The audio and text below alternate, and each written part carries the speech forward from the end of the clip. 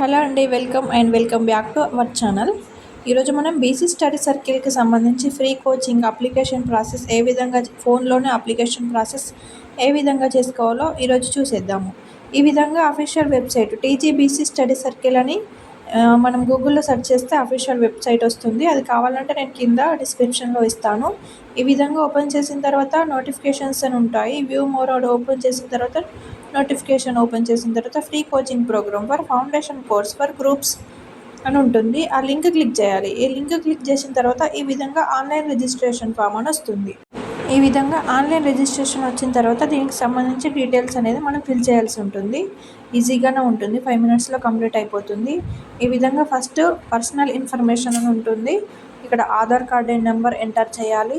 Aadhaar card number enter చేసిన తర్వాత name of the candidate with surname అంటే ఇంటి పేరుతో సహా name of the candidate name enter చేయాలి. తర్వాత జెండర్ మేల్ అయితే మేల్, ఫీమేల్ అయితే ఫీమేల్ అని ఎంటర్ చేయాలి. తర్వాత డేట్ ఆఫ్ బర్త్, ఇది ఎస్ఎస్సి మెమో ఆధారంగా డేట్ ఆఫ్ బర్త్ ఎంటర్ చేయాలి.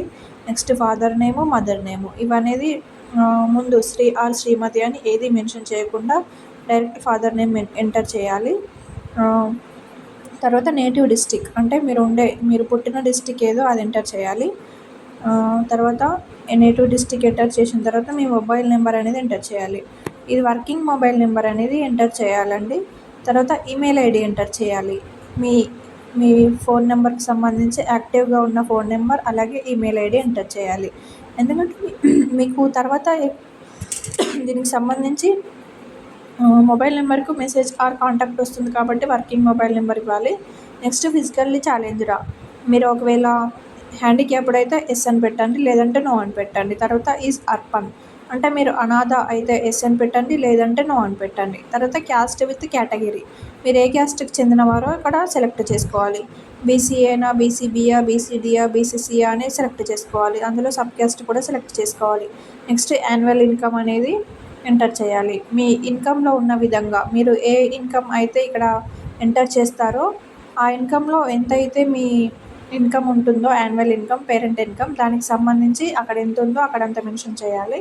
ఇది రూరల్లో అయితే 1,50,000 ఉండాలి, అర్బన్లో అయితే 2 lakhs లోపు ఉండాలి. ఇది దీనికి సంబంధించి. నెక్స్ట్ అడ్రస్ చూద్దాము. అడ్రస్ ఫర్ కమ్యూనికేషన్, సారీ అండి, ఎడ్యుకేషనల్ క్వాలిఫికేషన్ కూడా ఉంది ఇక్కడ. మీరు డిగ్రీయా, గ్రాడ్యుయేషనా ఆర్ బీటెక్కా ఏదో ఒకటి అక్కడ ఎంటర్ చేయాలి. తర్వాత అడ్రస్ ఫర్ కమ్యూనికేషన్, మీ డిస్టిక్ ఏంటో సెలెక్ట్ చేసుకోవాలి. డిస్టిక్ ఏంటో సెలెక్ట్ చేసుకున్న తర్వాత village or town, house or door number, mandal, street, pin code ఇవన్నీ మీ ఆధార్ కార్డులో ఎంటర్ చేయబడి ఉంటాయి కాబట్టి చూసుకుంటూ స్లోగా ఎంటర్ చేసుకోండి. తర్వాత అకాడమిక్ డీటెయిల్స్, మీరు చదివిన 10th class, inter or degree equivalent ఇంటరా డిగ్రీయా అనేవి ఇక్కడ మెన్షన్ చేయాలి. ఇయర్ ఆఫ్ పాసింగ్ అలాగే మ్యాక్సిమం మార్క్స్ ఎంతనో, next obtained marks, percentage enter చేయాలి. ఇక్కడ ఇన్స్టిట్యూట్ నేమ్ అంటే మీరు చదివిన ఇన్స్టిట్యూట్ ఏంటో అంటే నేమ్ ఏంటో ఎంటర్ చేయాలి. తర్వాత name of the board are university, మీరు ఎక్కడి నుంచి ఏ బోర్డు నుంచి ఆర్ ఏ యూనివర్సిటీ నుంచి చదివారో అది ఎంటర్ చేయాలి. అవన్నీ మనకు ప్రొవిజనల్ మెమో పైన ఉంటాయండి. 10th క్లాస్ అయితే 10th మెమోలో, ఇంటర్ అయితే ఇంటర్ మెమోలో, డిగ్రీ అయితే డిగ్రీ మెమో పైన ఉంటుంది. సో అక్కడ చూసి స్లోగా ఎంటర్ చేసుకోండి. Are you a regular student in any course అంటే మీరు ఎక్కడైనా పర్సూయింగ్ చేస్తున్నారా, మీరు స్టూడెంటా ఆర్ డిగ్రీ ఆర్ పీజీ ఇట్లా స్టూడెంట్ అవునా కాదా, ఎస్ అయితే ఎస్, నో అయితే నో అని ఎంటర్ చేయండి. అక్కడ పీడిఎఫ్లో మెన్షన్ చేయబడింది ఏంటంటే ఎవరైతే స్టూడెంట్ ఉంటే అంటే ఒక కాలేజ్ స్టూడెంట్ కానీ ఏదైనా కోర్సు పర్సూయింగ్ చేసే స్టూడెంట్కి నాట్ ఎలిజిబుల్ అని అక్కడ మెన్షన్ చేయబడింది కాబట్టి అది చూసుకోండి. దీని తర్వాత దీనికి సంబంధించిన పీడిఎఫ్స్ ఎంటర్ చేయాలి. ఇది 100 KB లోపు ఉండాలి.